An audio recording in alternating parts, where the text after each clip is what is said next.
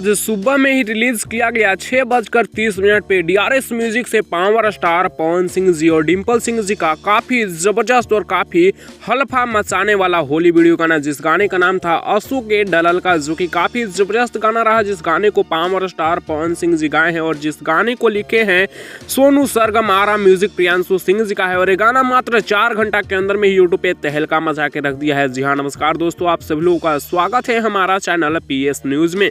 Video को आगे देखने से पहले लाइक करिएगा, चैनल पे नए होंगे तो सब्सक्राइब करिएगा, घंटी कॉल पे सिलेक्ट करके वीडियो को आगे शेयर करना ना भूलिएगा।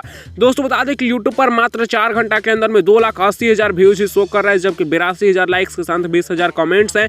लेकिन रियल टाइम में इसका व्यूज 4 घंटा के अंदर में लगभग 8 लाख क्रॉस प्लस हो चुका है। 8 लाख प्लस रियल टाइम में इसका व्यूज हो चुका है। लाइक्स 82,000 ही है, कमेंट्स 20,000 ही है, बट इसका व्यूज जो है 8 लाख से ज़्यादा रियल टाइम में हो चुका है। फिलहाल आप लोग जब हम ये वीडियो बना रहे हैं तब अभी जस्ट स्टार्ट ही हुआ है, चौथा घंटा, अभी 1 घंटा पूरा रहने वाला है।